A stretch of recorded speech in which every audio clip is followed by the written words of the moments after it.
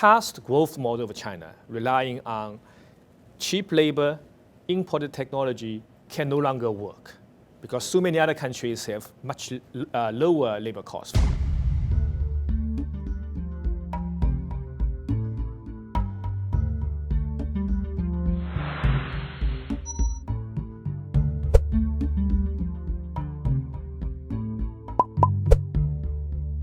A China é um dos principais atores atuais das relações econômicas internacionais. Ao mesmo tempo, a recente queda do crescimento anual da China é algo que vem preocupando a muitos economistas do mundo. As relações econômicas entre Brasil e China são muito grandes. É por isso que nós vamos conversar agora com o professor Shang-Jin Wei, da Universidade Columbia, é um profundo entendedor das relações entre China e o restante do mundo. Professor Shang-Jin Wei, thank you very much for being here with us. And then as a starting question, I'd like to know the gradual decline in China's growth performance in the recent years is something that is getting very worrisome for some circles around the world. Is there any reason to panic, or is it's expected that China, as it becomes a middle-income country, is something that it was expectable? Chinese growth moderation starting from 2012 is quite understandable, so therefore it's not reason to be panicked. There are two structural reasons and some transitory reasons. Transitory reasons, of course, includes relatively weak global economy. China is a very open economy. Trade to GDP ratios higher than US and Japan. So when world economy is weaker, China's economy is not doing as well. That's a temporary factor that can be potentially reversed once global economy recovers. But there are also structural factors, and two are most important. One is the fact that the Chinese working age cohort, workforce, has been shrinking since 2012 in absolute size. So the workforce, number of people between the age 15 to 60 has been declining roughly at a rate of 0.3% a year. So you have fewer and fewer bodies working. By itself, this would translate into a lower GDP growth, even if not GDP per capita growth. That's one factor. Second factor for the slowdown is China's past success. Because China has been growing so fast, wage rate has increased very, very fast. 20 years ago, China was one of the world's poorest country in the world. The income is probably 1/10 of that of Brazil. Today, Chinese income level is within striking distance with Brazil, essentially the same. And both Brazil and China are upper middle income countries. That by my calculation, out of 130 or so non-OECD countries, most of them would have labor cost lower than Brazil, lower than China. That means, the past growth model of China, relying on cheap labor, imported technology, can no longer work because so many other countries have much lower labor costs. For example, India, a country with almost the same population size as China, its wage rate is only 1/3 or 1/4 of that of China. Vietnam, another very large country with 100 million people, its wage rate is much lower. Bangladesh, its labor cost is even lower than India. That means you cannot compete with those countries on cheap labor. By necessity, you have to grow based on higher productivity and based on innovation. And the very nature of innovation-based growth, productivity-based growth, means the growth rate will not be as fast going forward than in the past. In that sense, the growth slowdown is not that surprising. Now, of course, it's useful to note that Chinese growth rate used to be double-digit. Today, when we are talking about slowdown, so for example, in 2016, the growth rate is likely on the order of 6.7%.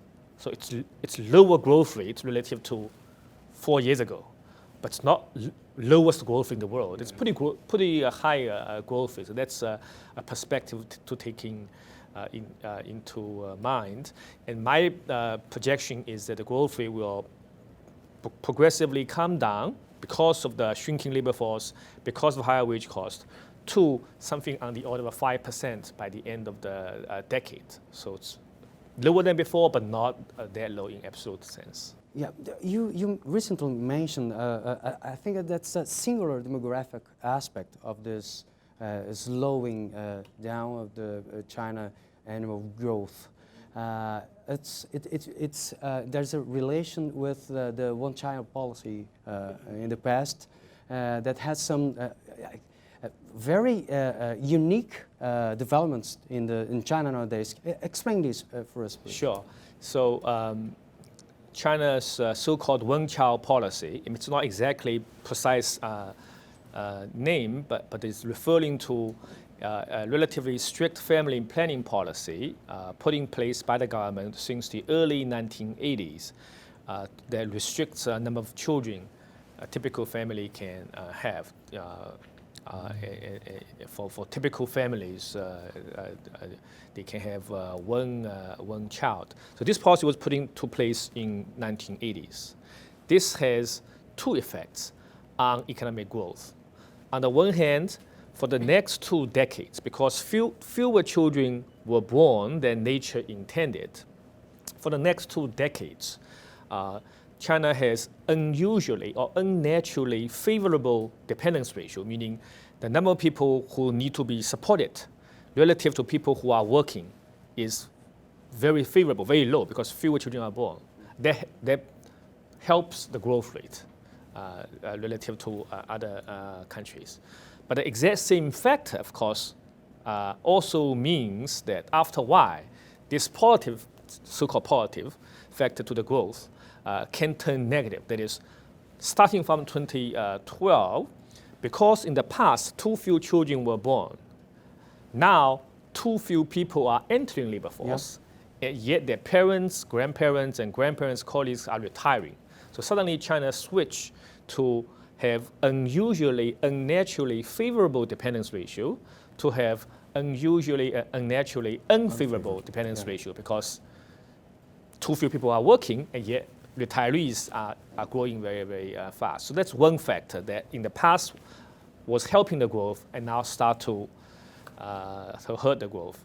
The second factor is when you restrict number of children people can have, one response is because many Chinese families prefer to have at least one son among their offsprings. Not as many sons as possible, but you want to have at least one son. So when they are told that they can only have one child, some of the family choose to have gender-selective abortions, meaning that if they are expecting to have a boy, they go ahead to have the child. If they expect to have a daughter, some of them, not all of them, will choose to abort the girl in order to try one more time, and hopefully they will get a son. This pattern therefore produced an unnatural boys to girls ratio at birth, starting from 1980s and becoming progressively worse over time. So by now, the boys to girls ratio at birth is about 118 per 100. At the premarital, for the dating period, dating and marriage period is, let's say, 15 to 30. That ratio is about 115 to 100. So what does 115 to 1.15? So man to woman ratio is 1.15. Young man to young woman ratio is 1.15. What does that mean? Well, in most countries, I assume in Brazil, the ratio will be 1 to 1, or very close to 1 to 1. 1.15 means that approximately 1 out of every 9 young men cannot find a girlfriend or wife, mathematically speaking, because you have too many young men to young women. That paradoxically, this factor makes young men unhappy, parents of young men unhappy. But this paradoxically adds to the growth rate. How does it add to the growth rate? Well, since you have a relative shortage of brides in the dating market, marriage market, and most men want to have a girlfriend and a wife, and most parents with a son want their son to get married.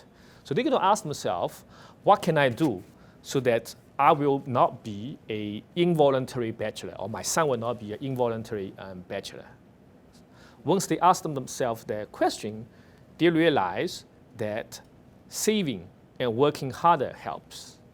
Why? Because wealthy men have a relatively better chance to find a girlfriend or wife than poorer men. The next US president is an example of that. But that's not really unique to US or China. Throughout world history, in any country, wealthy men have an easier time to find girlfriend than a wife than poorer men. I, in fact, would assert that there are no wealthy involuntary bachelors in world history.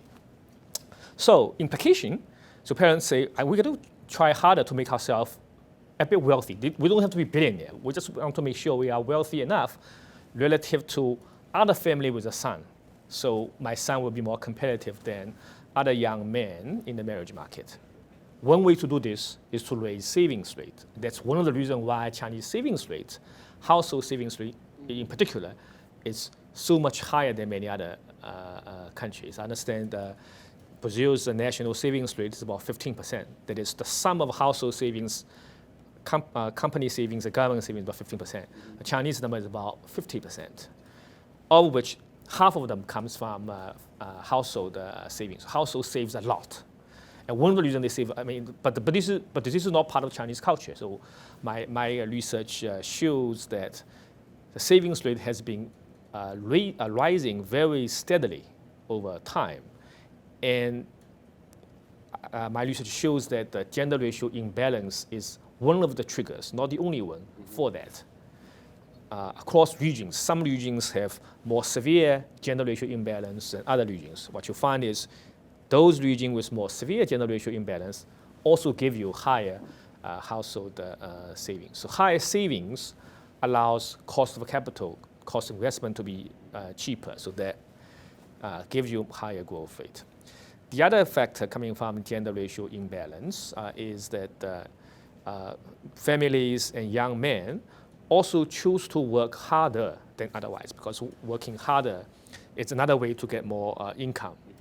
That's why when I take our Columbia Business School students to China visiting international companies, local companies, one of the common comments people make is how hard the Chinese would work. They would sacrifice leisure. When the rural migrant workers come into cities, they don't just look for a job. They ask, does your company do overtime? What they have in mind is if the company does not do overtime, they don't want to work there. They want to have overtime. Because, my research indicates that parents with a son at home, unmarried son at home, coming from regions with more unbalanced sex ratio are much more likely to want to work in the cities, endure hardship, and to ask to work overtime. So people choose to work harder, and they also contribute to a higher GDP growth rate. The third channel is that some of the people also, other way to earn more income is to take more risks, including physical risk, getting into construction work, mining, and so on. Those are relatively dangerous, risky, less pleasant kind of work. But those jobs pay better, and many people choose to do that. So family planning policy gives you a gender ratio imbalance and give you higher savings, more willingness to work longer, harder, and more risk-taking, entrepreneurship, risk-taking, and so on. They give you higher growth rate. So part of the growth rate comes from that. I need to point out very importantly that this does not mean that sex ratio imbalance is a good thing. I was Asian Development Bank's chief economist until recently. I certainly would not go to developing countries or advise their governments or tell Brazil that in order to have higher growth rate, you should artificially generate gender ratio imbalance. Why not?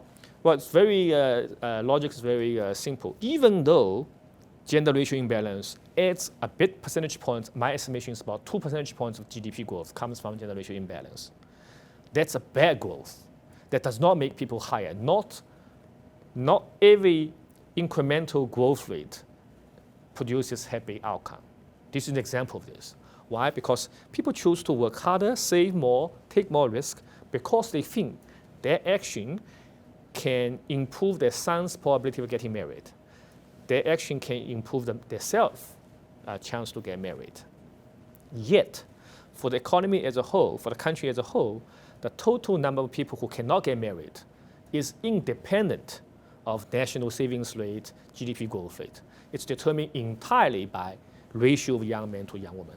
In other words, all those extra effort comes from inability to coordinate. That is, if everyone can choose to work less, save less, people will be happier, and they will not change who will get married, who will not get married. Yet you cannot coordinate that. So no individual dare to reduce his own savings rate, own work effort, because there you guarantee yourself to be a bachelor. So a lot of people supply extra work, extra savings, work very hard to hope for some outcome which cannot be realized in the aggregate. In that sense, this extra GDP growth comes with unhappiness. So if one were to eliminate generation imbalance, which I advocate, you will make Chinese GDP growth rate to come down by about 2 percentage points. Yet, most people in the country will be happier. So it's a long answer about a connection between family planning policy to GDP growth. Amazing. Professor, but now you got this country, middle-income country nowadays. You had to make adjustments in the economy, and companies will have to adjust. Recently, you phrase it as the 4 options of a Chinese company nowadays as down, up, out, or in. That's right. Yes. Can you explain that? Yeah, well, so first of all, the challenge China is facing, in a way similar to Brazil, is that the labor cost is so much higher than many other developing countries. What used to work in the past is no longer working. What do you do? Now, at the company level, this down, up, out, and in are the 4 options. By you can by going down, meaning you can shut down your company and do something else.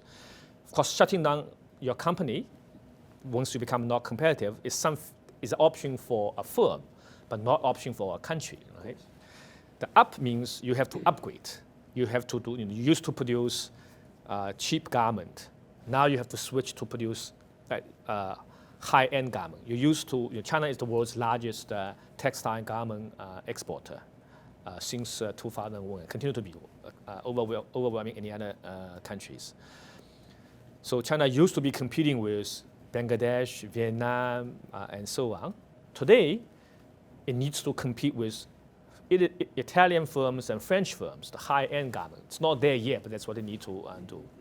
And instead of continue to produce cheap garment and textile, you can switch to producing machines used to produce textile and garments. I predict that some of the successful Chinese companies are going to do that. They're going to, instead of exporting cheap garment, they're going to exporting machines to produce garment to Vietnam, India, and so on. So that's the up part. You can also move in. So China is geographically very large, similar to Brazil. The labor cost is very uneven. The coastal areas labor cost is very, very high, $15,000. The inland, as you move away from coast to the inland, labor cost becomes lower. So some of the factories located on the coastal areas can potentially move inland to take advantage of a lower labor cost in the inland. That's an option for some firms, but not for all the firms, because the logistics cost, transportation cost from inland to the ports is non-trivial. So once you add up the inland low labor cost and the transportation cost, it may not be necessarily that competitive. That's why export-oriented firms in Brazil tend to be located along coast as well. Moving something from the inland to the coast that tend to reduce your competitiveness. It's an option for some firms moving in.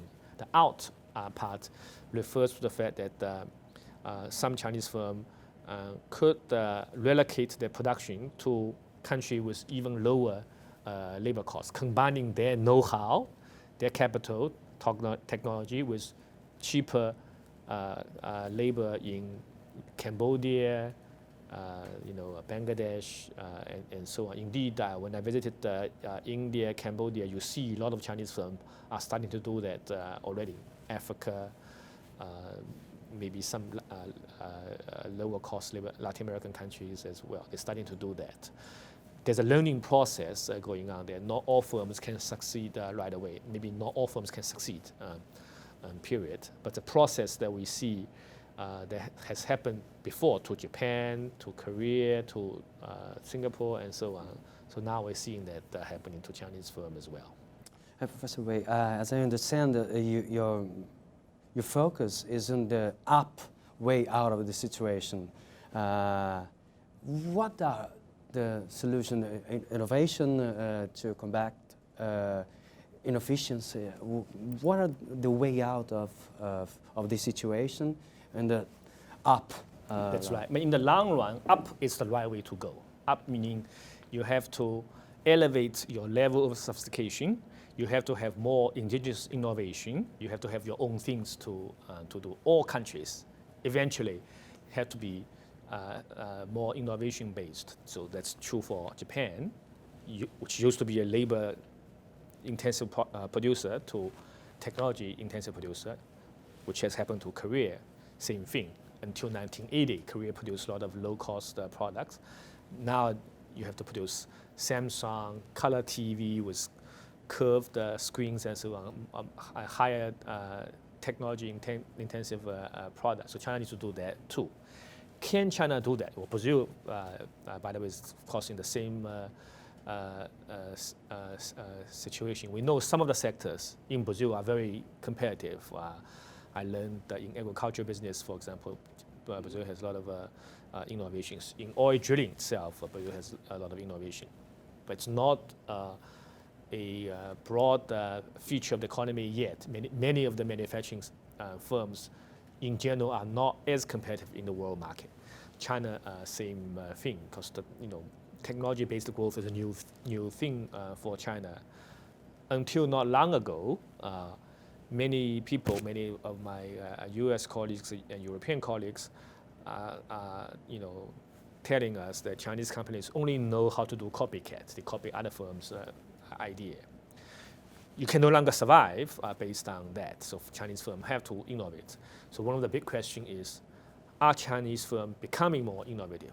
So I take a careful look at the data, and I find you can find some encouraging signs that innovation is taking place. The pace of innovation is picking up. For example, if you look at the patent applications, it's one of the many ways to measure innovation. Chinese firm patent application at home has increased a lot, so much so that today there are more patent applications from Chinese firm than from U.S. firm or firm from any other country. So China becomes the #1 country in terms of patent application at home. So that's one interesting observation.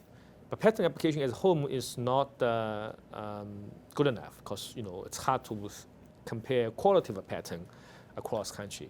One can also look at patent applications by firms from China, from Brazil, from other countries in the United States. So you look at U.S. patents granted to firms from various other countries. So on that score, you also see very rapid increase in patents granted to Chinese firms. Let's think about the China-Brazil comparison, for example. 10 years ago, Brazilian firms ahead of China. Today, Chinese firms in the U.S. receive a lot more patents than firms from Brazil. The Chinese economy is about 5 times as large as Brazil, but the U.S. patent Chinese firm receives much more than 5 times. You say Shang-Jin says about 10 times. I think it's probably not that high, but it's probably 7 or 8 times. So that means firms realize that they need to be more innovation-based. They invest in R&D, and they try very hard, and you see some results of that. So that lead me to conclude that one doesn't need to be very pessimistic about the prospects for the firms to become more innovative. when there's a need. And in efficiency. One way could be the infrastructure of China. Higher wage costs can be, you can cut the costs, having a infrastructure that makes enterprises, including inside inland China, more cheap to reach the international markets. And Brazil has a great problem in infrastructure. You mean physical infrastructure or you mean policies? Physical infrastructure. Brazil is roads and railroads and things like that. And there's one problem in Brazil. That's the crisis, political crisis, and investigations on corruption, including the infrastructure projects in Brazil. Can China invest in Brazilian infrastructure projects, as you have this know-how, because of the massive investment that you had in the past years? Sure. I mean, Brazil is already a member of multiple development banks, including two of the new ones, the new development banks headquartered in Shanghai, and AIIB headquartered in Beijing, and certainly the new players, together with existing multitude of multinational development banks, can invest in Brazil. Chinese companies can invest in Brazil as well.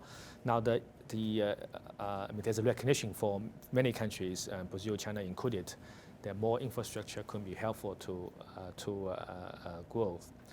But the gap between infrastructure needed and infrastructure actually built has two pieces. One is financing. Now, China has relatively high savings rate. Brazil has relatively low savings rate.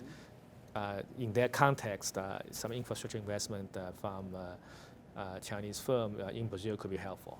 But there's another piece that's also important to bear in mind. That is, sometimes when you see a country not having sufficient infrastructure, it's not just because of lack of money or lack of knowledge.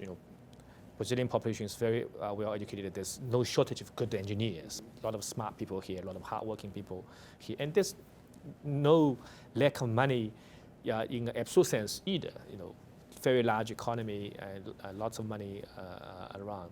Some of the times, infrastructure is not built because of risk investors worry about. Infrastructure tend to have a long gestation period. To build a road, you need to spend money in the next 3 years. Typical road takes 3 years to build, let's say. But to recover the cost and to make money, you need, for the next 20 years or more, you will be able to have a revenue stream. They will come to you. In many countries, sometimes politicians, once the road is built, may change their mind about, do I want to allow the toll fee to go up or toll fee to stay high in real term or not?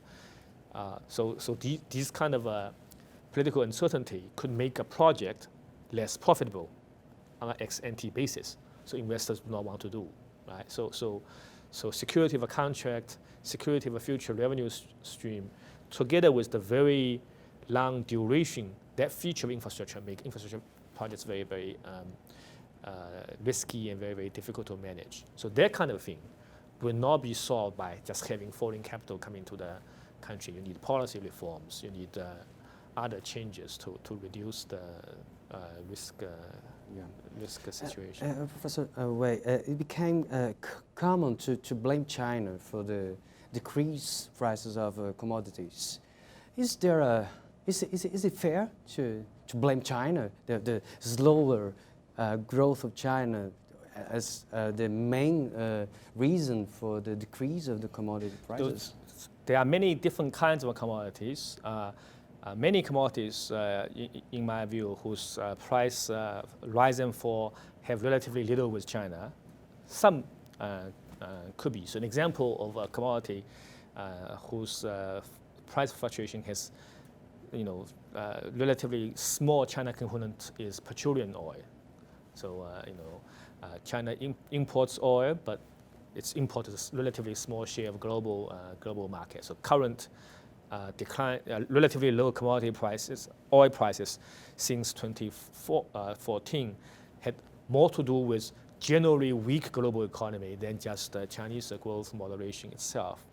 There are some other commodities you can see some tighter connection. China is the world's largest copper importer, and Chinese imports somewhere between iron ore too. 1/3, and iron ore perhaps you may see a tighter connection there. But even for those commodities, I would say the future recovery of those commodity prices does not depend on Chinese growth rate to going back to 10%. For example, India, Vietnam, and other countries are also trying very hard to be a major exporter in the world market. They want to be the next China. If and when those things happen, this will also help to, whatever China used to be producing, watches, toys, washing machines, car parts, and so on, need to be produced by someone, because the world as a whole is not consuming less of those.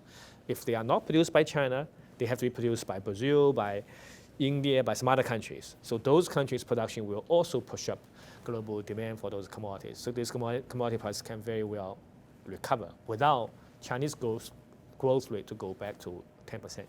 Indeed, the new US President, Donald Trump, now he talks about massive infrastructure investment in the US per se has pushed up expectation about the future commodity prices. Now we see increasing oil price, increasing steel price, and so on, partly because of the anticipation that US might get into a major infrastructure construction wave, and which will raise the demand for some of those commodities. So that will be good news for Brazil. Talking about Donald Trump and not so many good news, he was during the campaign very assertive regarding China. He talked about, I think that 45% tariffs against Chinese products. How can his government affect China in the world scene? Based on what he has said and based on what he has written on his website, we see his Twitter account. And Twitter accounts, he has very terse description about the policies on China. But his website has a lot of more detailed policy description. There's a mixed bag. For example, his infrastructure program, in principle, will be very helpful to Brazil and to China, because China is, I previously said China is the world's largest garment exporter. China is also the world's largest steel exporter.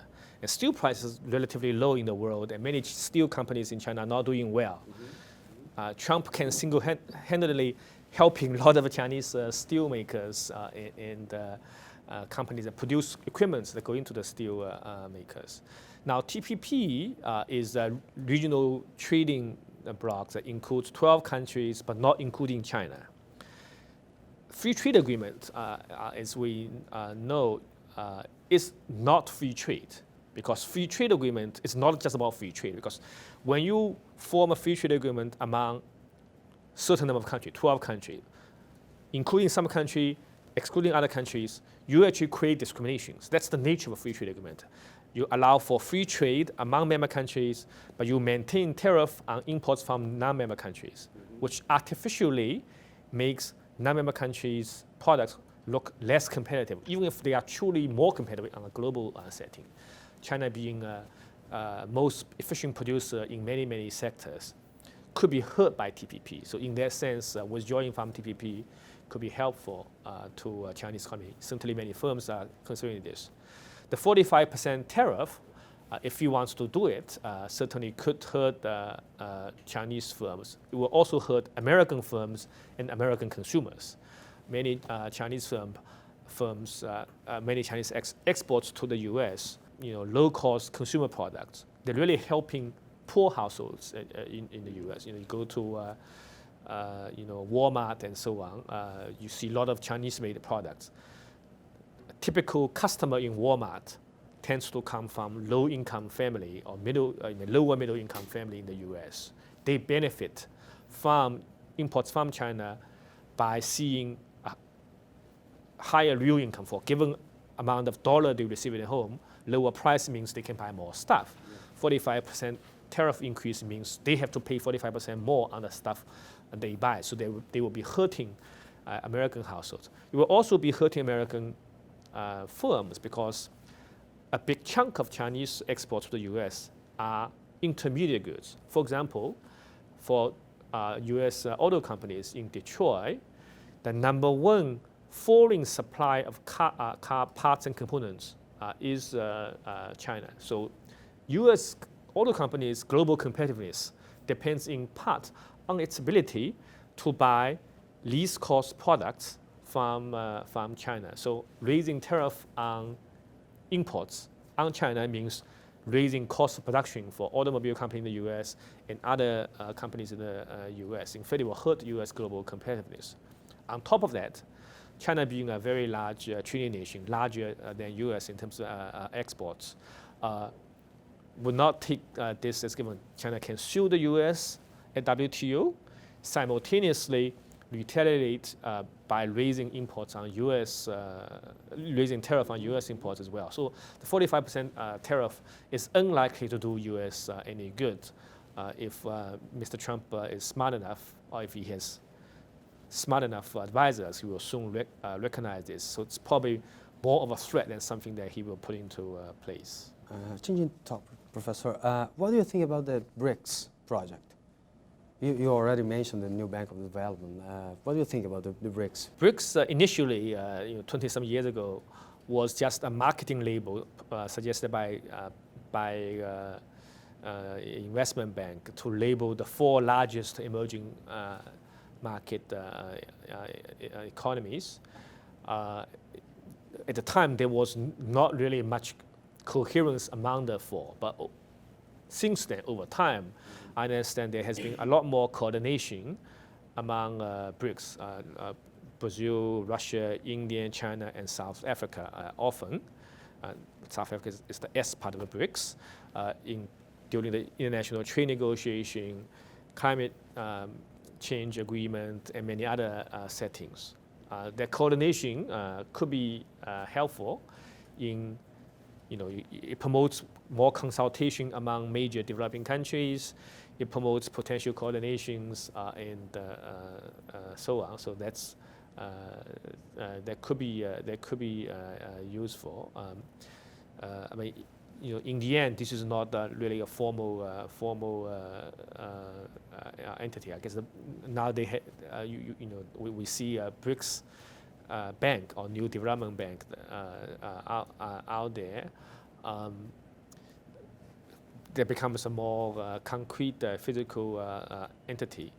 Given that the world needs more infrastructure, that could be helpful. My personal guess is that AIIB, the one that's headquartered in Beijing, will have relatively easier time to operate and to be successful than BRICS Bank. And that's because BRICS Bank, by having fewer members, are less diversified in its products. So take on a lot more risk. Many of the member economies of the BRICS Bank have economic difficulties at home. So investing in those countries will give you more risk for those projects.